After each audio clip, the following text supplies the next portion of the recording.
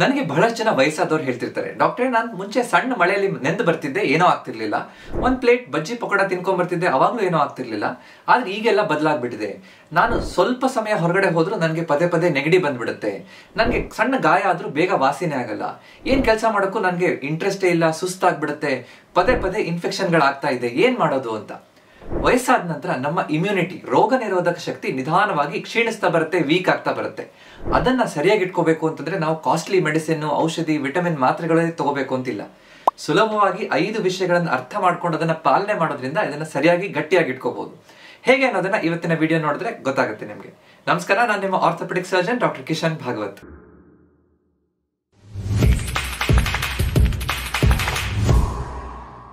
ಪ್ರತಿನಿತ್ಯ ನಿಮ್ಮ ಆರೋಗ್ಯವನ್ನ ಹೇಗೆ ಚೆನ್ನಾಗಿ ಕಾಪಾಡ್ಕೋಬಹುದು ಅನ್ನೋದ್ರ ಬಗ್ಗೆ ನಾನು ಒಂದು ಆರೋಗ್ಯದ ಮಾಹಿತಿಯನ್ನ ಉಚಿತವಾಗಿ ನಿಮ್ಮ ವಾಟ್ಸ್ಆಪ್ಗೆ ಕಳಿಸ್ತಾ ಇದ್ದೀನಿ.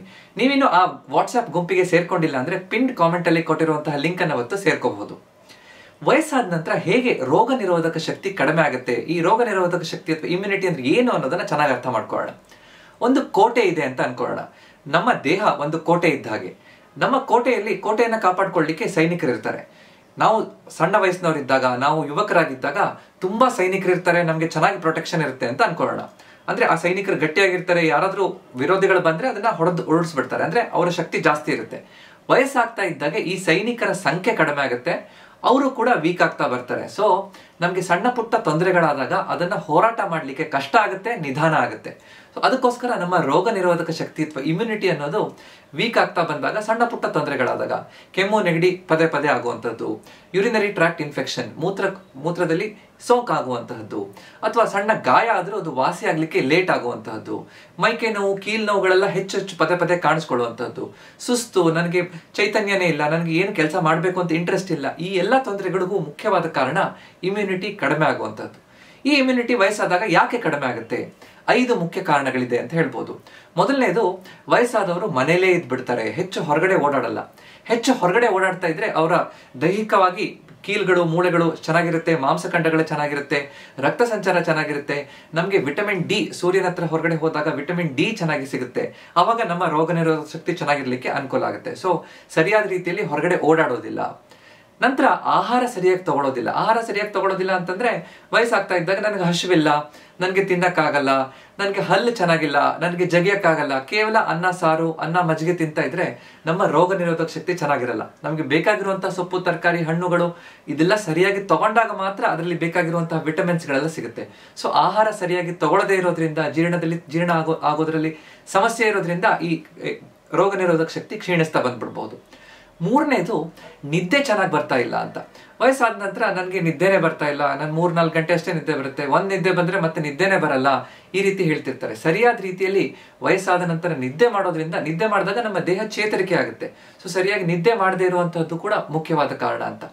4ನೇದು, ಮಾನಸಿಕ ಒತ್ತಡ ಮತ್ತು ಖಿನ್ನತೆ. ಅಂದ್ರೆ ಈ ವಯಸ್ಸಾಗ್ತಾ ಇದ್ದಾಗ ಮಕ್ಕಳು ಬೇರೆ ಕಡೆ ಎಲ್ಲೋ ಕೆಲಸ ಮಾಡ್ತಿರ್ತಾರೆ, ಅವ್ರ ಆಫೀಸಿಗೆ ಹೋಗ್ಬಿಡ್ತಾರೆ, ಮನೇಲಿ ಒಬ್ಬರೇ ಆಗ್ಬಿಡ್ತಾರೆ, ಏನ್ ಮಾಡ್ಬೇಕು ಗೊತ್ತಾಗಲ್ಲ, ಹಳೆ ನೆನಪುಗಳು ಬರ್ತಾ ಇರುತ್ತೆ, ಮುಂದೆ ನನಗೆ ಈಗ ಹೀಗಾಯ್ತಲ್ಲ ಅನ್ನುವಂತಹ ಭಾವನೆ, ನಾನು ಮುಂದೆ ಬೇರೆಯವ್ರ ಮೇಲೆ ಡಿಪೆಂಡ್ ಆಗ್ಬೇಕಲ್ಲ ಅನ್ನುವಂತಹ ಭಾವನೆಯಿಂದ ಮಾನಸಿಕ ಒತ್ತಡ ಹೆಚ್ಚಾಗ್ತಾ ಇದ್ದಾಗ, ಮಾನಸಿಕ ಖಿನ್ನತೆ ಬಂದಾಗೂ ಕೂಡ ನಮ್ಮ ರೋಗ ನಿರೋಧಕ ಶಕ್ತಿ ಕಡಿಮೆ ಆಗ್ತಾ ಬಂದ್ಬಿಡುತ್ತೆ.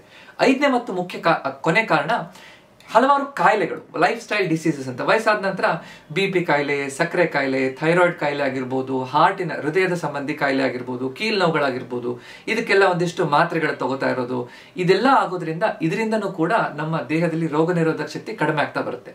ಸೊ ರೋಗ ನಿರೋಧಕ ಶಕ್ತಿ ವಯಸ್ಸಾದ ಮೇಲೆ ಎಲ್ಲರಿಗೂ ಕಡಿಮೆ ಆಗ್ಲೇಬೇಕಾ? ಖಂಡಿತ ಇಲ್ಲ. ಅದನ್ನ ಸರಿಯಾದ ರೀತಿಯಲ್ಲಿ ನಾವು ಅರ್ಥ ಮಾಡ್ಕೊಂಡು ನೋಡ್ಕೊಳ್ಳೋದ್ರಿಂದ ಅದನ್ನ ಗಟ್ಟಿಯಾಗಿ ಇಟ್ಕೊಳ್ಳಿಕ್ಕೆ ಸಾಧ್ಯ. ನೈಸರ್ಗಿಕವಾಗಿ ಯಾವ 5 ವಿಧಾನಗಳನ್ನ ನಾವು ಅನುಸರಿಸಲೇಬೇಕು ಅನ್ನೋದನ್ನ ನೋಡ್ತಾ ಹೋಗೋಣ. ಮೊದಲನೇದು, ಸಮತೋಲನದ ಆಹಾರ. ಈ ಇಮ್ಯುನಿಟಿ, ರೋಗ ನಿರೋಧಕ ಶಕ್ತಿ ಬಂದಾಗ ಆಹಾರವೇ ಅದಕ್ಕೆ ಮೊದಲ ಔಷಧ ಅಂತ ಹೇಳ್ಬೋದು. ಯಾಕಂದ್ರೆ ನಮ್ಮ ಕೋಟೆ ಅಂತ ನಾವೇನ್ ಅನ್ಕೊಂಡ್ವಿ, ಕೋಟೆಯಲ್ಲಿ ಸೈನಿಕರು ಗಟ್ಟಿಯಾಗಿರ್ಬೇಕು ಅಂದ್ರೆ ಅವರಿಗೆ ಸರಿಯಾಗಿ ಆಹಾರ ಸಿಕ್ಕಿದಾಗ, ಅವ್ರಿಗೆ ಶಕ್ತಿ ಇದ್ದಾಗ, ಅವ್ರಿಗೆ ಬೇಕಾಗಿರುವಂತ ಆಯುಧಗಳು ಸಿಕ್ಕಿದಾಗ ಮಾತ್ರ ಅವರು ಆ ಕೋಟೆಯನ್ನ ಕಾಪಾಡಬಹುದು. ಅದಕ್ಕೋಸ್ಕರ ಈಗ ನಾವು ಊಟ ಅಂದ ತಕ್ಷಣ ಏನ್ ಮಾಡ್ತೀವಿ, ವಯಸ್ಸಾದವ್ರಿಗೆ ಊಟ ಅಂದ ತಕ್ಷಣ ಅನ್ನ ಸಾಂಬಾರು, ಅನ್ನ ಮಜ್ಜಿಗೆ ಕೊಟ್ಬಿಡ್ತೀವಿ. ಅನ್ನದಲ್ಲಿ ನಮಗೆ ಕಾರ್ಬೋಹೈಡ್ರೇಟ್ ಶಕ್ತಿ ಸಿಗುತ್ತೆ, ಆದ್ರೆ ಅನ್ನದಲ್ಲಿ ನಮಗೆ ಬೇಕಾಗಿರುವಂತಹ ಪ್ರೋಟೀನ್ಗಳಿರಲ್ಲ. ಸಾಂಬಾರಲ್ಲಿ ಹೆಚ್ಚು ಹೋಳುಗಳು ಹಾಕಿಲ್ಲ ಅಂತಂದ್ರೆ ವಿಟಮಿನ್ಗಳಿರಲ್ಲ. ಸೊ ಇದಕ್ಕೋಸ್ಕರ ಈ ಪ್ರೋಟೀನ್, ವಿಟಮಿನ್, ಫೈಬರ್ ಇದೆಲ್ಲದೂ ಇರುವಂತಹ ಆಹಾರಗಳು ಸಿಕ್ಕಿದಾಗ ಮಾತ್ರ ಅದು ಸಮತೋಲನದ ಆಹಾರ ಆಗುತ್ತೆ. ಸೊ ನಮ್ಮ ಮನೆಯಲ್ಲಿರುವಂತಹ ವಯಸ್ಸಾದವರಿಗೆ ನಾವು ಸಮತೋಲನದ ಆಹಾರವನ್ನು ಕೊಡಬೇಕು. ಏನೇನು ನಾವು ಇನ್ಕ್ಲೂಡ್ ಮಾಡಬೇಕು, ಏನೇನು ಸೇರಿಸ್ಕೋಬೇಕು ಅಂತ ನೋಡೋಣ. ಮುಖ್ಯವಾಗಿ ಸೊಪ್ಪಿನ ಒಂದು ಪದಾರ್ಥವನ್ನ ತಗೊಳ್ಳೇಬೇಕು. ಬಸಳೆ ಸೊಪ್ಪು, ಮೆಂತೆ ಸೊಪ್ಪು, ಪಾಲಕ್ ಸೊಪ್ಪು, ಬೇರೆ ಬೇರೆ ದಂಟಿನ ಸೊಪ್ಪುಗಳನ್ನ ನಾವು ತಗೊಳ್ಳೋದ್ರಿಂದ ಅದರಲ್ಲಿ ನಮಗೆ ಹೆಚ್ಚು ನಾರಿನಂಶ ಸಿಗುತ್ತೆ, ಹೆಚ್ಚು ಆಂಟಿ ಆಕ್ಸಿಡೆಂಟ್ಸ್ಗಳು ಸಿಗುತ್ತೆ, ಹೆಚ್ಚು ಬಿ ಕಾಂಪ್ಲೆಕ್ಸ್ ವಿಟಮಿನ್ಗಳು ಸಿಗುತ್ತೆ, ಹೆಚ್ಚು ಖನಿಜಾಂಶಗಳು ಸಿಗುತ್ತೆ, ಕ್ಯಾಲ್ಸಿಯಂ, ಮ್ಯಾಗ್ನೀಷಿಯಂ, ಕೆಲವೊಂದು ಖನಿಜಾಂಶಗಳು ಸಿಗುತ್ತೆ. ಸೊ ಇದೆಲ್ಲದೂ ಇದ್ದಾಗ ಆ ರೋಗ ನಿರೋಧಕ ಶಕ್ತಿ ಚೆನ್ನಾಗಿರುತ್ತೆ. ಕೇವಲ ಅನ್ನ ಅಥವಾ ಚಪಾತಿ ಹಾಗೆ ಬಳಸೋದ್ರ ಬದಲು ನಾವು ಹೆಚ್ಚು ಹೆಚ್ಚು ಸಿರಿ ಧಾನ್ಯಗಳನ್ನ ಬಳಸಬೇಕು. ನವಣೆ ಅಕ್ಕಿಯನ್ನ ಬಳಸಬಹುದು, ಅಥವಾ ಈ ಪಾಲಿಶ್ ಮಾಡದೇ ಇರುವಂತಹ ಕೆಂಪು ಅಕ್ಕಿಯನ್ನ ಬಳಸಬಹುದು, ಕುಚ್ಚಲಕ್ಕಿಯನ್ನ ಬಳಸಬಹುದು, ಅಥವಾ ಈ ಹೋಲ್ ವೀಟ್ ಗ್ರೈನ್, ಇಡೀ ಗೋಧಿಯಿಂದ ಮಾಡಿರುವಂತಹ ಹಿಟ್ಟಿಂದ ಮಾಡುವಂತಹ ಚಪಾತಿಯನ್ನ ಮಾಡಬಹುದು. ರಾಗಿ, ಜೋಳ ಇದನ್ನ ಹೆಚ್ಚು ಬಳಸೋದ್ರಿಂದ ನಮ್ಮ ದೇಹದಲ್ಲಿ ಕೇವಲ ಕಾರ್ಬೋಹೈಡ್ರೇಟ್ಸ್ ಅಷ್ಟೇ ಅಲ್ಲದೆ ನಿಧಾನವಾಗಿ ಸ್ಲೋ ರಿಲೀಸಿಂಗ್ ಎನರ್ಜಿ ಸಿಗುತ್ತೆ. ಅಂದ್ರೆ ನಿಧಾನವಾಗಿ ಅದು ನಮ್ಮ ರಕ್ತದಲ್ಲಿ ಸಕ್ಕರೆ ಪ್ರಮಾಣವನ್ನು ಹೆಚ್ಚು ಮಾಡೋದ್ರಿಂದ ನಮಗೆ ಶಕ್ತಿ ಸಿಗುತ್ತೆ, ನಿಧಾನವಾಗಿ ಶಕ್ತಿ ಸಿಗುತ್ತೆ, ಇಡೀ ದಿನ ಚೈತನ್ಯದಿಂದ ಇರಲಿಕ್ಕೆ ಅನುಕೂಲ ಮಾಡಿಕೊಡುತ್ತೆ. ಮತ್ತೆ ಅದ್ರ ಜೊತೆಗೆ ಕೆಲವೊಂದು ಟ್ರೇಸ್ ಎಲಿಮೆಂಟ್ಸ್, ಕೆಲವೊಂದು ವಿಟಮಿನ್ಗಳು, ಕೆಲವೊಂದು ಖನಿಜಾಂಶಗಳು ಕೂಡ ಇದರಲ್ಲಿ ಸಿಗುತ್ತೆ ಅಂತ. ಹೆಚ್ಚು ತರಕಾರಿಗಳನ್ನ ತಿಂತಾ ಹೋಗ್ಬೇಕು. ತರಕಾರಿ ಪಲ್ಯ ಪ್ರತಿದಿನ ಮಾಡುವಂತಹ ಅಭ್ಯಾಸ ಇಟ್ಕೊಳ್ಳೇಬೇಕು. ಹಲವಾರು ಜನರ ಮನೆಯಲ್ಲಿ ಪಲ್ಯ ಮಾಡೋದೇ ಇಲ್ಲ. ಸೊ ಪ್ರತಿದಿನ ತರಕಾರಿ ಪಲ್ಯ ಅಥವಾ ಸಲಾಡ್ ಅನ್ನ ತಿನ್ನುವಂತಹ ಅಭ್ಯಾಸ ಇದ್ರೆ ಬಹಳ ಚೆನ್ನಾಗಿ ಹಸಿ ತರಕಾರಿಗಳನ್ನ ತಿನ್ನುವಂತಹದ್ದು. ಸ್ವಲ್ಪ ಉಪ್ಪು ಖಾರ ಹಾಕೊಂಡು ತಿನ್ನಬಹುದು. ಈ ರೀತಿ ಮಾಡಬೇಕು. ಒಂದು ಹಣ್ಣನ್ನಾದ್ರೂ ತಿನ್ಬೇಕು. ಹಣ್ಣಲ್ಲಿ ವಿಟಮಿನ್ ಸಿ ಬಹಳ ಜಾಸ್ತಿ ಇರುತ್ತೆ, ಹೆಚ್ಚು ಹೆಚ್ಚು ನಾರಿನಂಶ ಸಿಗುತ್ತೆ. ಸೊ ಹಣ್ಣಲ್ಲಿ ಒಂದು ಹಣ್ಣನ್ನ ತಿನ್ನುವಂಥದ್ದು, ಒಂದು ಸೊಪ್ಪಿನ ಪದಾರ್ಥ, ಒಂದು ತರಕಾರಿ ಪಲ್ಯ. ಸೊ ಈ ರೀತಿ ಬಹಳ ಕಾಸ್ಟ್ಲಿ ಆಗತ್ತೆ ಡಾಕ್ಟ್ರೆ, ನಮ್ಗೆ ಹೇಗೆ ಮಾಡೋಕ್ಕಾಗತ್ತೆ ಅಂತ ಅನ್ಕೊಳ್ಳೋದೇನಿಲ್ಲ. ನಮ್ಮ ಈ ಸೀಸನ್ ಅಲ್ಲಿ ನಮಗೆ ಸಿಗುವಂತಹ ಸುಲಭವಾಗಿ ಸಿಗುವಂತಹ ಹಣ್ಣುಗಳು ಯಾವುದು, ಯಾವ ತರಕಾರಿಗಳು, ನಮ್ಮ ಸುತ್ತಮುತ್ತ ಸಿಗುವಂತಹ ತರಕಾರಿಗಳನ್ನ ನಾವು ತಗೊಂಡ್ರೆ ಕಾಸ್ಟ್ಲಿ ಮೆಡಿಸಿನ್ಸ್ ಅನ್ನ ತಗೊಳ್ಳದೇ ಇರೋ ರೀತಿಯಲ್ಲಿ ನಾವು ನೋಡ್ಕೋಬಹುದು ಅಂತ ಅರ್ಥ ಮಾಡ್ಕೋಬೇಕು. ಹೆಚ್ಚು ಹೆಚ್ಚು ಬೇಳೆ ಕಾಳುಗಳನ್ನ ತಗೋಬೇಕು. ಪ್ರೋಟೀನ್ ಜಾಸ್ತಿ ಸಿಗ್ಬೇಕು. ಮಾಂಸಖಂಡಗಳು ಕ್ಷೀಣಿಸ್ತಾ ಬರುತ್ತೆ. ವಯಸ್ಸಾದ್ಮೇಲೆ ಮೂಳೆ ವೀಕ್ ಆಗುತ್ತೆ, ಎಲ್ಲರಿಗೂ ಗೊತ್ತು, ಆಸ್ಟಿಯೋಪೋರೋಸಿಸ್ ಅಂತ ಹೇಳ್ತೀವಿ. ಆದ್ರೆ ಮಾಂಸಖಂಡಗಳು ಕ್ಷೀಣಿಸ್ತಾ ಬರುತ್ತೆ, ಸಾರ್ಕೋಪೀನಿಯಾ ಅಂತ. ಮಾಂಸಖಂಡಗಳು ವೀಕ್ ಆಗ್ತಾ ಬರೋದನ್ನ ತಪ್ಪಿಸ್ಲಿಕ್ಕೆ ನಾವು ಚೆನ್ನಾಗಿ ಪ್ರೋಟೀನ್ ಜಾಸ್ತಿ ಇರುವಂತ ಆಹಾರವನ್ನು ತಗೋಬೇಕು. ಮೊಳಕೆ ಕಾಳು, ಈ ಹೆಚ್ಚು ಬೇಳೆ ಕಾಳುಗಳನ್ನ, ಮೊಟ್ಟೆಯನ್ನ ತಿನ್ನೋದ್ರಿಂದ, ಪನ್ನೀರನ್ನ ತಿನ್ನೋದ್ರಿಂದ, ಸೋಯಾ ಚಂಕ್ಸ್ ಅನ್ನ ತಿನ್ನೋದ್ರಿಂದ ಇದರಿಂದ ನಮ್ಮ ಈ ಮಾಂಸಖಂಡಗಳನ್ನ ಗಟ್ಟಿಯಾಗಿ ಇಟ್ಕೊಂಡು ರೋಗ ನಿರೋಧಕ ಶಕ್ತಿಯನ್ನ ಚೆನ್ನಾಗಿ ಇಟ್ಕೋಬಹುದು. ಅಷ್ಟೇ ಅಲ್ಲದೆ ನಾವು ಪ್ರತಿದಿನ ಒಂದು ಮುಷ್ಟಿ ಡ್ರೈ ಫ್ರೂಟ್ಸ್ ಮತ್ತು ಬೀಜಗಳನ್ನ ತಿನ್ನೋದನ್ನ ಅಭ್ಯಾಸ ಮಾಡ್ಕೋಬೇಕು. ಡ್ರೈ ಫ್ರೂಟ್ಸ್ ಅಂತಂದ್ರೆ ಬಾದಾಮ್ ಅಥವಾ ಅಕ್ರೋಡನ್ನ ತಿನ್ನೋದು, ಬೇರೆ ಗೋಡಂಬಿ, ದ್ರಾಕ್ಷಿ, ಉತ್ತುತ್ತೆ ಅಥವಾ ಈ ಡೇಟ್ಸ್, ಖರ್ಜೂರ ತಿನ್ನುವಂತಹದ್ದು, ಈ ಅಭ್ಯಾಸ ಒಳ್ಳೆಯದು. ಅದ್ರ ಜೊತೆಗೆ ಕೆಲವೊಂದು ಬೀಜಗಳು, ಈ ಕುಂಬಳಕಾಯಿ ಬೀಜ, ಸೂರ್ಯಕಾಂತಿ ಬೀಜ, ಚಿಯಾ ಬೀಜ, ಅಗಸೆ ಬೀಜ, ಇದನ್ನೆಲ್ಲ ತಗೊಳ್ಳೋದ್ರಿಂದ ನಮ್ಮ ರೋಗ ನಿರೋಧಕ ಶಕ್ತಿ ಚೆನ್ನಾಗಿರುತ್ತೆ. ಇದನ್ನ ಹೇಗೆ ಬಳಸಬೇಕು ಅನ್ನೋದ್ರ ಬಗ್ಗೆ, ಈ ಹಣ್ಣುಗಳ ಬಗ್ಗೆ ನಾನೊಂದು ವಿಡಿಯೋ ಮಾಡಿದ್ದೀನಿ, ಮತ್ತು ಈ ಡ್ರೈ ಫ್ರೂಟ್ಸ್ ಬಗ್ಗೆ ಮತ್ತು ಈ ಬೀಜಗಳ ಬಗ್ಗೆ ಅದರ ಲಿಂಕ್ ಅನ್ನ ನಾನು ಕೊಟ್ಟಿರ್ತೀನಿ. ಈ ವಿಡಿಯೋ ನಂತರ ನೀವು ಅದನ್ನ ನೋಡ್ಕೊಂಡು ಅರ್ಥ ಮಾಡ್ಕೋಬಹುದು. ಈ ರೀತಿ ಆಹಾರವನ್ನ ಔಷಧವಾಗಿ ನಾವು ಬಳಸೋದನ್ನ ನಮ್ಮ ಪರಂಪರೆಯಲ್ಲಿ ಇತ್ತು, ಆದ್ರೆ ನಾವು ಮರೆತು ಬಿಟ್ಟಿದೀವಿ. ಅದನ್ನ ಸರಿಯಾಗಿ ಅರ್ಥ ಮಾಡ್ಕೊಳ್ಳೋದ್ರಿಂದ ನಮ್ಮ ಜೀವನ, ಮುಖ್ಯವಾಗಿ ನಮ್ಮ ಮನೆಯಲ್ಲಿರುವಂತಹ ವಯಸ್ಸಾದವರ ಜೀವನವನ್ನ ಗಟ್ಟಿಯಾಗಿ ಇಟ್ಕೊಳ್ಳಿಕ್ಕೆ ಅನುಕೂಲ ಆಗುತ್ತೆ. ಎರಡನೇದು ಡೈಲಿ ಮೂವ್ಮೆಂಟ್, ಪ್ರತಿನಿತ್ಯ ವ್ಯಾಯಾಮ ಮಾಡಬೇಕು ಅಂತ. ನಾನು ಹಲವಾರು ಜನ ವಯಸ್ಸಾದವ್ರಿಗೆ ಹೇಳಿದ್ರೆ, ನೀವು ದಿನ ಎಕ್ಸರ್ಸೈಸ್ ಮಾಡಬೇಕು, ವ್ಯಾಯಾಮ ಮಾಡಬೇಕು ಅಂದ್ರೆ, ಡಾಕ್ಟ್ರೆ ಏನು ಇದೆಲ್ಲ ಸಣ್ಣ ವಯಸ್ಸಿನವ್ರಿಗೆ, ನಾವು ವಯಸ್ಸಾದ್ಮೇಲೆ ನಾವೇನ್ ಮಾಡಕ್ ಸಾಧ್ಯ, ನನ್ನ ದೇಹದಲ್ಲಿ ಶಕ್ತಿನೇ ಇಲ್ಲ ಅಂತ ಹೇಳ್ತಿರ್ತಾರೆ. ಇದು ಖಂಡಿತ ತಪ್ಪು ಕಲ್ಪನೆ. ನಮ್ಮ ದೇಹ ಇರುವಂತಹದ್ದು, ನಮ್ಮ ಕೀಲ್ಗಳಿರುವಂತಹದ್ದು ನಾವು ಓಡಾಡ್ಲಿಕ್ಕೆ, ಸರಿಯಾದ ರೀತಿಯಲ್ಲಿ ಓಡಾಡೋದ್ರಿಂದ ಬಹಳಷ್ಟು ನಮಗೆ ಆರೋಗ್ಯದ ಮೇಲೆ, ಮುಖ್ಯವಾಗಿ ರೋಗ ನಿರೋಧಕ ಶಕ್ತಿ ಮೇಲೆ ಉಪಯೋಗ ಆಗುತ್ತೆ. ಹೇಗೆ ಅಂತ ನೋಡೋಣ. ಪ್ರತಿನಿತ್ಯ ಒಂದು ಅರ್ಧ ಗಂಟೆ ಆದ್ರೂ ನಾವು ವಾಕಿಂಗ್ ಮಾಡಬೇಕು. ನಮಗೆ ಹೊರಗಡೆ ಹೋಗಕ್ಕಾಗ್ತಾ ಇಲ್ಲ, ಮಳೆಗಾಲ ಅಂತಂದ್ರೆ ಒಳಗಡೆ ಆದ್ರೂ ಮಾಡಬೇಕು. ಸರಿಯಾಗಿ ವಾಕಿಂಗ್ ಮಾಡೋದ್ರಿಂದ ಎಲ್ಲ ಕೀಲ್ಗಳಿಗೆ ವ್ಯಾಯಾಮ ಸಿಗುತ್ತೆ. ವಾಕಿಂಗ್ ಇಂದ ಹಲವಾರು ಉಪಯೋಗಗಳಿದೆ, ಈ ವಿಡಿಯೋದಲ್ಲಿ ನಾನು ಡೀಟೇಲ್ಸ್ ಹೇಳಿದ್ದೀನಿ. ಮಾಡೋದ್ರಿಂದ ಮುಖ್ಯವಾಗಿ ಈ ವಾಕಿಂಗ್ ಇಂದ ನಮ್ಮ ದೇಹದ ಎಲ್ಲಾ ಅಂಗಾಂಗಗಳಿಗೂ ರಕ್ತ ಸಂಚಾರ ಹೆಚ್ಚು ಚೆನ್ನಾಗಾಗುತ್ತೆ. ರಕ್ತದಲ್ಲಿರುವಂತಹ ಬಿಳಿ ರಕ್ತ ಕಣಗಳು ನಮ್ಮ ರೋಗ ನಿರೋಧಕ ಶಕ್ತಿಗೆ ಬಹಳ ಮುಖ್ಯವಾದ ಪಾತ್ರವನ್ನು ವಹಿಸುತ್ತೆ. ಸೊ ಇದು ಸೈನಿಕರಿದ್ದಾಗ, ಸೈನಿಕರು ಎಲ್ಲಾ ನಮ್ಮ ಕೋಟೆಯಲ್ಲಿ ಬೇರೆ ಬೇರೆ ಕಡೆ ಎಲ್ಲಾ ಕಡೆ ಗಸ್ತು ಹೊಡಿತಾ ಇದ್ರೆ, ಅಲ್ಲಿ ನೋಡ್ತಾ ಇದ್ರೆ, ವಾಚ್ ಮಾಡ್ತಾ ಇದ್ರೆ, ಎಲ್ಲಿ ತಕ್ಷಣ ಸಣ್ಣ ಪ್ರಾಬ್ಲಮ್ ಇದ್ರೂ ಅದನ್ನ ಸರಿಪಡಿಸ್ಕೊಂಡ್ಬಿಡ್ಬೋದು.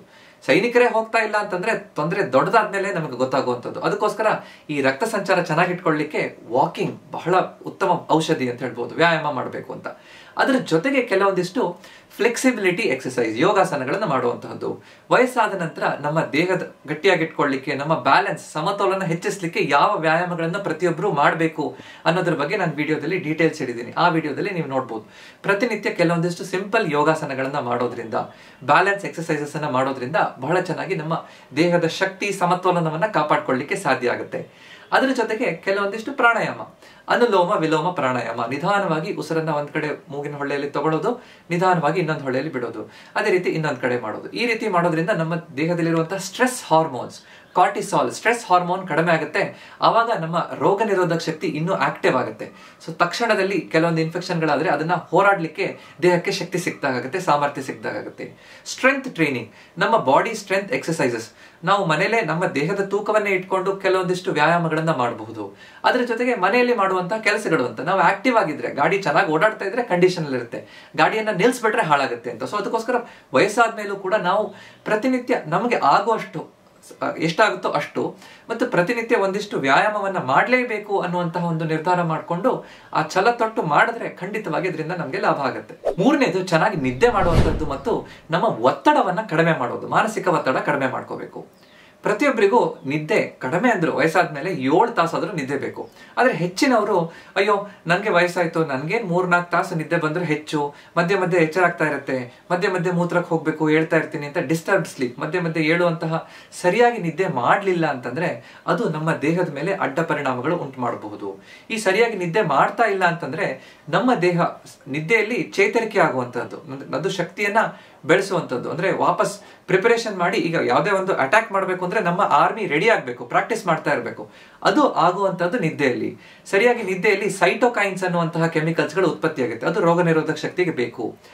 ಟಿ ಸೆಲ್ಸ್ ಅಂತ ಇರುತ್ತೆ, ಟಿ ಲಿಂಫೋಸೈಟ್ಸ್ ಅಂತ. ಟಿ ಸೆಲ್ಸ್ ಅನ್ನುವಂಥದ್ದು ಮುಖ್ಯವಾಗಿ ಈ ರೋಗ ನಿರೋಧಕ ಶಕ್ತಿಯಲ್ಲಿ ಬೇಕಾಗಿರುವಂತಹ ಮುಖ್ಯವಾದ ಆ ಕೋಶಗಳು, ಅದು ಸರಿಯಾಗಿ ಉತ್ಪತ್ತಿ ಆಗುವಂತಹದ್ದು, ಕೆಲಸ ಮಾಡುವಂತಹದ್ದು ನಿದ್ದೆಯಲ್ಲಿ. ಸೊ ನಿದ್ದೆ ಸರಿಯಾಗಿ ಇಲ್ಲ ಅಂತಂದಾಗ ನಮ್ಗೆ ಇವೆಲ್ಲ ಕಡಿಮೆ ಆಗ್ತಾ ಬರುತ್ತೆ, ನಮ್ಮ ರೋಗ ನಿರೋಧಕ ಶಕ್ತಿ ಕಡಿಮೆ ಆಗ್ಲಿಕ್ಕೆ ಆಗುತ್ತೆ. ಸೊ ಅದು ಆ ತರ ಆಗ್ಬಾರ್ದು ಅಂತಂದ್ರೆ ನಾವು ಲೇಟ್ ನೈಟ್ ನಾವು ಟಿವಿ ಸೀರಿಯಲ್ಗಳನ್ನ ನೋಡಬಹುದು, ಆದ್ರೆ ರಾತ್ರಿ 11-12 ಗಂಟೆ ತನಕ ಕೆಲವೊಬ್ರು ವಯಸ್ಸಾದವರು ಮನೆಯಲ್ಲಿ ಟಿವಿ ಸೀರಿಯಲ್ ನೋಡ್ತಾ ಕೂತ್ಕೋತಾರೆ. ಇದು ತಪ್ಪು. 8:30-9 ಗಂಟೆ 9:30 ಒಳಗಡೆ ಎಲ್ಲ ಟಿವಿ, ಮೊಬೈಲ್ ಎಲ್ಲದನ್ನು ಮುಚ್ಚಿಟ್ಟು 1 ತಾಸು ಅಂದ್ರೆ ನಿದ್ದೆಕ್ಕಿಂತ ಮುಂಚೆ 1 ತಾಸಾದ್ರೂ ನಾನು ಯಾವುದೇ ಟಿವಿ, ಮೊಬೈಲ್ ಅನ್ನ ನೋಡಲ್ಲ ಅಂತ ನಿರ್ಧಾರ ಮಾಡಬೇಕು. ಮನೆಯವ್ರ ಜೊತೆ ಎಲ್ಲ ಕುತ್ಕೊಂಡು ಮಾತಾಡುವಂತಹದ್ದು, ಮೊಮ್ಮಕ್ಕಳಿಗೆ ಸಣ್ಣ ಕಥೆಯನ್ನ ಹೇಳಿ ಮಲಗಿಸುವಂತಹ ಅಭ್ಯಾಸ ಇದ್ರೆ, ಇದರಿಂದ ಎಲ್ಲ ನಾವು ಮನೆಯವ್ರ ಜೊತೆ ಮಾತಾಡ್ತಿದ್ದೀವಿ, ನಾವು ನಮ್ಮವರು ಅನ್ನುವಂತಹ ಭಾವನೆ ಇದ್ದಾಗ ನಮ್ಗೆ ಒಂದ್ ರೀತಿ ಸೆಕ್ಯೂರಿಟಿ, ಒಂದ್ ರೀತಿ ನಾವು ಜೊತೆಲಿ ಇದೀವಿ ಅನ್ನುವಂತಹ ಭಾವನೆ ಸಿಗುತ್ತೆ. ಅದರ ಜೊತೆಗೆ ನಮ್ಗೆ ನಾನು ಒಬ್ನೇ ಇದೀನಲ್ಲ ಅನ್ನುವಂತಹ ಆ ಖಿನ್ನತೆ ಆಗೋದನ್ನು ತಪ್ಪಿಸ್ಲಿಕ್ಕೆ ಅನುಕೂಲ ಆಗುತ್ತೆ. ನಮ್ಮ ಸ್ಟ್ರೆಸ್ ಹಾರ್ಮೋನ್ ಕಾರ್ಟಿಸಾಲ್ ಅನ್ನುವಂತಹ ಲೆವೆಲ್ ಕಡಿಮೆ ಆಗುತ್ತೆ. ಸ್ಟ್ರೆಸ್, ಮಾನಸಿಕ ಒತ್ತಡ ಹೆಚ್ಚಿದ್ರೆ ನಮ್ಮ BP, ಸಕ್ಕರೆ ಕಾಯಿಲೆ ಇವೆಲ್ಲವೂ ಮತ್ತೆ ಹೆಚ್ಚಾಗ್ತಾ ಹೋಗುತ್ತೆ. ಸೊ ಅದು ಕಡಿಮೆ ಆಗ್ಲಿಕ್ಕೆ ಸರಿಯಾಗಿ ನಿದ್ದೆ ಮಾಡುವಂತದ್ದು, ವಾಕಿಂಗ್ ಮಾಡುವಂತದ್ದು, ವ್ಯಾಯಾಮ ಮಾಡೋದು ಇವೆಲ್ಲವೂ ಕೂಡ ಪೂರಕವಾಗಿ ಕೆಲಸ ಮಾಡುತ್ತೆ. ಸೊ ಮುಖ್ಯವಾಗಿ ಚೆನ್ನಾಗಿ ನಿದ್ದೆ ಮಾಡ್ತಾ ಇದೀವ, ನಮ್ಮ ಮನೆಯಲ್ಲಿ ಇರುವಂತಹ ವಯಸ್ಸಾದವರು ನಿದ್ದೆ ಮಾಡ್ತಾ ಇದ್ದಾರಾ ಅನ್ನೋದನ್ನ ನಾವು ಪ್ರಶ್ನೆ ಮಾಡ್ಕೋಬೇಕು. ಅದಾಗ್ತಾ ಇಲ್ಲ ಅಂದ್ರೆ ಅದಕ್ಕೆ ಪೂರಕವಾಗಿ ಬೇಕಾಗಿರುವಂತಹ ಕೆಲವೊಂದು ಬದಲಾವಣೆಗಳನ್ನ ನಾವು ಮಾಡ್ಲಿಲ್ಲ ಅಂತಂದ್ರೆ ಖಂಡಿತವಾಗಿ ಈ ರೋಗ ನಿರೋಧಕ ಶಕ್ತಿ ಚೆನ್ನಾಗಿರಲ್ಲ. 4ನೇದು ಇನ್ಫೆಕ್ಷನ್ಗಳನ್ನ ಅಂದ್ರೆ ಸೋಂಕುಗಳನ್ನ ನಾವು ತಡೆಗಟ್ಟಬೇಕು. ಈ ರೋಗ ನಿರೋಧಕ ಶಕ್ತಿ ಅಂದ್ರೆ ನಮ್ಮ ದೇಹದ ಒಳಗಡೆ ಏನಾಗ್ತಿದೆ ಅನ್ನೋದಷ್ಟೇ ಅಲ್ಲ, ನಮ್ಮ ದೇಹದ ಹೊರಗಡೆ ಏನಿದೆ ಅನ್ನೋದು ಕೂಡ ಬಹಳ ಮುಖ್ಯ. ಅಂದ್ರೆ ನಾವು ಕೆಲವೊಂದು ಅಭ್ಯಾಸಗಳಿಂದ ಈ ಇನ್ಫೆಕ್ಷನ್ಗಳನ್ನ ಕಡಿಮೆ ಮಾಡ್ಬೋದು. ಮುಖ್ಯವಾಗಿ ಕೈ ಸರಿಯಾಗಿ ತೊಳ್ಕೊಳ್ಳೋದ್ರಿಂದ, ಸರಿಯಾಗಿ ನಾವು ಊಟಕ್ಕಿಂತ ಮುಂಚೆ, ಊಟ ಆದ ನಂತರ ಸರಿಯಾಗಿ ಕೈ ತೊಳ್ಕೊಳ್ಳುವಂತಹದ್ದು, ಟಾಯ್ಲೆಟಿಗೆ ಹೋಗಿ ಬಂದ ನಂತರ ಸರಿಯಾಗಿ ಸೋಪ್ ಹಚ್ಕೊಂಡು ಕೈ ತೊಳ್ಕೊಳ್ಳುವಂತಹದ್ದು. ಸಣ್ಣ ಪುಟ್ಟ, ಈಗ ನಾವು ತೋಟಕ್ಕೆ ಹೋಗಿ ಬಂದ್ವಿ, ಗಿಡ ಏನೋ ನಮ್ಮ ಮನೆಯಲ್ಲಿ ಗಾರ್ಡನ್ ಅಲ್ಲಿ ಏನೋ ಗಿಡ ಕಿತ್ತು ಬಂದೆ, ಅಥವಾ ಸ್ವಲ್ಪ ಅದಕ್ಕೆ ಗೊಬ್ಬರ ಹಾಕದೆ, ಮಣ್ಣು ಹಾಕದೆ, ನೀರು ಹಾಕದೆ, ಆದ ನಂತರ ಬಂದು ಮತ್ತೆ ಸೋಪಲ್ಲಿ ಕೈ ತೊಳ್ಕೊಳ್ಳುವಂಥದ್ದು. ಈ ರೀತಿ ಸರಿಯಾಗಿ ತೊಳ್ಕೊಳ್ಳೋದ್ರಿಂದ 30-40% ಇನ್ಫೆಕ್ಷನ್ಗಳನ್ನ ಕಡಿಮೆ ಮಾಡಬಹುದು ಅಂತ ವೈಜ್ಞಾನಿಕವಾಗಿ ಇದು ಪ್ರೂವ್ ಆಗಿದೆ. ಅಂದ್ರೆ ಈ ಕೈ ಸರಿಯಾಗಿ ತೊಳ್ಕೊಳ್ಳಿಲ್ಲ ಅಂತಂದ್ರೆ ನನಗೆ ಪದೇ ಲೂಸ್ ಮೋಷನ್, ವಾಂತಿ ಭೇದಿ ಆಗುವಂತಹದ್ದು, ಪದೇ ಈ ಉಸಿರಾಟದಲ್ಲಿ ಬರುವಂತಹ ಸೋಂಕುಗಳು ಕೂಡ, ಅಂದ್ರೆ ಗಂಟಲು ನೋವು, ಈ ನ್ಯೂಮೋನಿಯಾ ಇವೆಲ್ಲವೂ ಕೂಡ ಬರುವಂತಹ ಸಾಧ್ಯತೆಗಳು ಕೂಡ ಈ ಕೈ ಸರಿಯಾಗಿ ತೊಳ್ಕೊಳ್ಳಿಲ್ಲ ಅಂತಂದ್ರೆ ಆಗುತ್ತೆ. ನಮ್ಮ ಮನೆಯಲ್ಲಿ ಯಾರಾದ್ರೂ ಸಣ್ಣ ಮಕ್ಕಳಿಗೆ ಇನ್ಫೆಕ್ಷನ್ ಇದ್ರೆ ಅವರಿಂದ ಸ್ವಲ್ಪ ಸೋಷಿಯಲ್ ಡಿಸ್ಟೆನ್ಸಿಂಗ್ ಅನ್ನ ಮೇಂಟೈನ್ ಮಾಡುವಂತಹದ್ದು. ಅಂದ್ರೆ ವಯಸ್ಸಾದವ್ರು ಇದ್ದಾರೆ ಅಂತಂದ್ರೆ ಅವರ ರೋಗ ನಿರೋಧಕ ಶಕ್ತಿ ಕಡಿಮೆ ಇದೆ, ಮನೇಲಿ ಯಾರಾದ್ರೂ ಹುಷಾರು ತಪ್ಪಿದ್ರೆ ಅವರಿಂದ ಸ್ವಲ್ಪ, ನಮ್ಗೆ ಎಲ್ಲರಿಗೂ ಸೋಷಿಯಲ್ ಡಿಸ್ಟೆನ್ಸಿಂಗ್ ಅಂದ್ರೆ ಏನು ಅಂತ ಗೊತ್ತು ಕೊರೋನಾ ಆದ ನಂತರ. ಸೊ ಆ ರೀತಿಯಲ್ಲಿ ಸ್ವಲ್ಪ ಮಾಸ್ಕ್ ಹಾಕೊಂಡು ಸೋಷಿಯಲ್ ಡಿಸ್ಟೆನ್ಸಿಂಗ್ ಮೇಂಟೈನ್ ಮಾಡ್ಕೊಂಡ್ರೆ ವಯಸ್ಸಾದವರಿಗೆ ಆ ಸೋಂಕು ಬರ್ದೇ ಇರೋ ರೀತಿಯಲ್ಲಿ ನೋಡ್ಕೋಬಹುದು. ಸರಿಯಾಗಿ ಕಾದಾರಿದ ನೀರನ್ನ ಕುಡಿಯುವಂತಹದ್ದು, ಮತ್ತೆ ನಮ್ಮ ಉಗುರುಗಳನ್ನ ಕರೆಕ್ಟ್ ಆಗಿ ಕಟ್ ಮಾಡುವಂತಹದ್ದು, ದಿನಕ್ಕೆ 2 ಹೊತ್ತು ಬ್ರಷ್ ಮಾಡುವಂತಹದ್ದು, ಈ ರೀತಿ ಸರಿಯಾದ ಕೆಲವೊಂದು ಅಭ್ಯಾಸಗಳನ್ನ ಕರೆಕ್ಟ್ ಆಗಿ ನಾವು ಪಾಲಿಸಿದ್ರೆ ಖಂಡಿತವಾಗಿ ಈ ಸೋಂಕುಗಳು ನಮಗೆ ಬರದೇ ಇರೋ ರೀತಿಯಲ್ಲಿ, ವಯಸ್ಸಾದವರಿಗೆ ತಾಗದೇ ಇರೋ ರೀತಿಯಲ್ಲಿ ನಾವು ನೋಡ್ಕೋಬಹುದು. ಇದನ್ನ ಕರೆಕ್ಟ್ ಅರ್ಥ ಮಾಡ್ಕೊಳ್ಳುವಂಥದ್ದು ಬಹಳ ಮುಖ್ಯ. ವಯಸ್ಸಾದವರಿಗೆ ನಮ್ಮ ಈ ರೋಗ ನಿರೋಧಕ ಶಕ್ತಿಯನ್ನ ಬೂಸ್ಟ್ ಮಾಡ್ಲಿಕ್ಕೆ ಕೆಲವೊಂದಿಷ್ಟು ವ್ಯಾಕ್ಸಿನ್ಸ್ ಗಳನ್ನ ಕೊಡೋದ್ರಿಂದನೂ, ಅಂದ್ರೆ ಇಂಜೆಕ್ಷನ್ಸ್ ಗಳನ್ನ ಕೊಡೋದ್ರಿಂದನೂ ಅನುಕೂಲ ಆಗುತ್ತೆ. ವ್ಯಾಕ್ಸಿನೇಷನ್ ನಮ್ಗೆಲ್ಲರಿಗೂ ಗೊತ್ತು, ಸಣ್ಣ ಮಕ್ಕಳಿಗೆ ಕೊಡಿಸ್ತೀವಿ. ಅದೇ ರೀತಿ ವಯಸ್ಸಾದವರಿಗೆ ವರ್ಷಕ್ಕೊಂದ್ಸಲ ಫ್ಲೂ ವ್ಯಾಕ್ಸಿನ್ ಕೊಡೋದು, 5 ವರ್ಷಕ್ಕೊಂದ್ಸಲ ನಿಮೋನಿಯಾ ವ್ಯಾಕ್ಸಿನ್ ಕೊಡುವಂಥದ್ದು, 10 ವರ್ಷಕ್ಕೊಂದ್ಸಲ TT ಇಂಜೆಕ್ಷನ್ ಬೂಸ್ಟರ್ ಡೋಸ್ ಅನ್ನ ಕೊಡುವಂಥದ್ದು. ಈ ರೀತಿ ಮಾಡೋದ್ರಿಂದನೂ ಕೂಡ ರೋಗ ನಿರೋಧಕ ಶಕ್ತಿಯನ್ನ ನಾವು ಇನ್ನಷ್ಟು ಬೂಸ್ಟ್ ಮಾಡ್ಲಿಕ್ಕೆ ನಮ್ಗೆ ಅನುಕೂಲ ಆಗುತ್ತೆ. 5ನೇದು ಸೂರ್ಯನ ಬೆಳಕು ಮತ್ತು ವಿಟಮಿನ್ ಡಿ, ಕ್ಯಾಲ್ಸಿಯಂ ಇರುವಂತಹ ಆಹಾರಗಳು. ನಮ್ಮ ರೋಗ ನಿರೋಧಕ ಶಕ್ತಿ ಚೆನ್ನಾಗಿರ್ಬೇಕು ಅಂತಂದ್ರೆ, ನಮ್ಮ ಮೂಳೆಗಳು ಗಟ್ಟಿಯಾಗಿರ್ಬೇಕು ಅಂತಂದ್ರೆ ನಮ್ಗೆ ಬೇಕಾಗಿರುವಂತಹದ್ದು ಕ್ಯಾಲ್ಸಿಯಂ ಮತ್ತು ವಿಟಮಿನ್ ಡಿ. ಈ ಸೂರ್ಯನ ಬೆಳಕಿಂದಲೇ ನಾವು ಬೆಳಿಗ್ಗೆ 7 ರಿಂದ 9 ಗಂಟೆ ಸಮಯದಲ್ಲಿ ಒಂದು 15 ರಿಂದ 20 ನಿಮಿಷ ನಮ್ಮ ಮನೆಯಲ್ಲಿರುವಂತಹ ಹಿರಿಯರು ಹೊರಗಡೆ ಹೋಗಿ ಒಂದ್ ಸ್ವಲ್ಪ ವಾಕಿಂಗ್ ಮಾಡೋದ್ರಿಂದ ಅಥವಾ ಕುರ್ಚಿ ಹಾಕಿ ಕುತ್ಕೊಳ್ಳೋದ್ರಿಂದ ನಮ್ಮ ದೇಹದಲ್ಲಿ ವಿಟಮಿನ್ ಡಿ ಉತ್ಪತ್ತಿ ಆಗ್ಲಿಕ್ಕೆ ಅನುಕೂಲ ಆಗುತ್ತೆ. ವಿಟಮಿನ್ ಡಿ ಬಹಳ ಮುಖ್ಯವಾದಂತಹ ವಿಟಮಿನ್ ನಮ್ಮ ರೋಗ ನಿರೋಧಕ ಶಕ್ತಿ ಚೆನ್ನಾಗಿ ಇಟ್ಕೊಳ್ಳಿಕ್ಕೆ. ಯಾಕಂದ್ರೆ ಅದರಲ್ಲಿ ನಮ್ಗೆ ಇದೊಂದು ಸ್ವಿಚ್ ಇದ್ದಾಗೆ. ಈಗ ನಾವು ಹೋಗಿ ನಮ್ಮ ಮನೆಯಲ್ಲಿ ಏನೋ ಒಂದು ಜನರೇಟರ್ ಆನ್ ಮಾಡಬೇಕು, ಇನ್ವರ್ಟರ್ ಆನ್ ಮಾಡಬೇಕು ಅಥವಾ ಲೈಟಿನ ಸ್ವಿಚ್ ಆನ್ ಮಾಡಬೇಕು ಅಂತಂದ್ರೆ ಸ್ವಿಚ್ ಹೇಗೆ ಆನ್ ಮಾಡ್ತೀವೋ, ವಿಟಮಿನ್ ಡಿ ನಮ್ಮ ಆ ರೋಗ ನಿರೋಧಕ ಶಕ್ತಿ ಸ್ವಿಚ್ ಅನ್ನ ಆನ್ ಮಾಡೋ ರೀತಿಯಲ್ಲಿ ಕೆಲಸ ಮಾಡುತ್ತೆ. ಸೊ ಅದಕ್ಕೋಸ್ಕರ ವಿಟಮಿನ್ ಡಿ ಬೇಕೇ ಬೇಕು ಅಂತ. ಸೊ ಅದನ್ನ ಸರಿಯಾಗಿ ಕೆಲವೊಂದು ಆಹಾರದ ಮೂಲಗಳಲ್ಲಿ ನಮ್ಗೆ ವಿಟಮಿನ್ ಡಿ ಸಿಗುತ್ತೆ, ಅದನ್ನ ನಾವು ಅರ್ಥ ಮಾಡ್ಕೋಬಹುದು. ಅದರ ಜೊತೆಗೆ ನಮ್ಗೆ ಕ್ಯಾಲ್ಸಿಯಂ ಕೂಡ ಬೇಕು, ನಮ್ಮ ಮೂಳೆಗಳೆಲ್ಲ ಗಟ್ಟಿಯಾಗಿರ್ಬೇಕು. ಅದಕ್ಕೆ ಕ್ಯಾಲ್ಸಿಯಂ ಹೆಚ್ಚು ಇರುವಂತಹ ಆಹಾರಗಳು, ರಾಗಿ, ಸೊಪ್ಪು, ತರಕಾರಿಗಳು, ಹಣ್ಣು ಮತ್ತು ಹಾಲಿನ ಪದಾರ್ಥಗಳು ಇವೆಲ್ಲವನ್ನು ಸರಿಯಾಗಿ ತಗೊಳ್ಳೋದ್ರಿಂದ ಕರೆಕ್ಟ್ ಆಗಿ ನಮ್ಮ ಈ ಕ್ಯಾಲ್ಸಿಯಂ, ವಿಟಮಿನ್ ಡಿ ಮತ್ತೆ ಹೊರಗಡೆ ಹೋಗಿ ವಾಕಿಂಗ್ ಮಾಡೋದ್ರಿಂದ ನಮ್ಮ ರೋಗ ನಿರೋಧಕ ಶಕ್ತಿಯನ್ನು ಇನ್ನಷ್ಟು ಚೆನ್ನಾಗಿಟ್ಕೊಳ್ಳಿಕ್ಕೆ ಅನುಕೂಲ ಆಗುತ್ತೆ. ಸೊ ಇವತ್ತು ನಾವು ಸುಲಭವಾದ 5 ವಿಧಾನಗಳಿಂದ 5 ಸ್ಟೆಪ್ಸ್ ಅನ್ನ ಹೇಗೆ ಪ್ರತಿನಿತ್ಯ ಫಾಲೋ ಮಾಡೋದ್ರಿಂದ ನಮ್ಮ ಮನೆಯಲ್ಲಿರುವಂತಹ ವಯಸ್ಸಾದವರು, ಹಿರಿಯರು ಪದೇ ಪದೇ ಆರೋಗ್ಯ ತಪ್ಪೋದ್ರಿಂದ, ಅಂದ್ರೆ ಪದೇ ಪದೇ ಹುಷಾರ್ ತಪ್ಪೋದ್ರಿಂದ ನಾವು ತಪ್ಪಿಸಬಹುದು, ಅದು ಆಗದೆ ಇರೋ ರೀತಿಯಲ್ಲಿ ನೋಡ್ಕೋಬಹುದು, ಅವರ ಆರೋಗ್ಯವನ್ನ ಚೆನ್ನಾಗಿ ಕಾಪಾಡ್ಕೋಬಹುದು ಅಂತ ಅರ್ಥ ಮಾಡ್ಕೊಂಡಿದೀವಿ. ಈ ವಿಡಿಯೋ ನಿಮ್ಗೆ ಇಷ್ಟ ಆಗಿದ್ರೆ ದಯವಿಟ್ಟು ಇದನ್ನ ಲೈಕ್ ಮಾಡಿ ಮತ್ತು ನಿಮ್ಮ ಮನೆಯಲ್ಲಿರುವಂತಹ ಹಿರಿಯರಿಗೆಲ್ಲ ತೋರಿಸಿ. ಈ ಅಭ್ಯಾಸಗಳನ್ನ ನಿಮ್ಮ ಮನೆಯಲ್ಲಿ ರೂಢಿಸ್ಕೊಳ್ಳಿ. ಅದರಿಂದ ಹಲವಾರು ಉಪಯೋಗ ಆಗುತ್ತೆ, ಹಲವಾರು ಕಾಸ್ಟ್ಲಿ ಮೆಡಿಸಿನ್ ತಗೊಳ್ಳೋದನ್ನ ತಪ್ಪಿಸಿದಾಗುತ್ತೆ. ಇವತ್ತಿನ ವಿಡಿಯೋ ಇಷ್ಟ ಆಯ್ತು ಅಂದ್ರೆ ದಯವಿಟ್ಟು ಲೈಕ್ ಮಾಡಿ ಮತ್ತು ನನ್ನ ಚಾನೆಲ್ಗಳಲ್ಲಿ ಇದೇ ರೀತಿಯಾದಂತಹ ಹಲವಾರು ವಿಡಿಯೋಗಳಿದೆ, ಅದನ್ನ ನೀವು ದಯವಿಟ್ಟು ನೋಡಿ. ನನ್ನ ಚಾನೆಲ್ನ ಸಬ್ಸ್ಕ್ರೈಬ್ ಮಾಡಿ. ನಮಸ್ಕಾರ.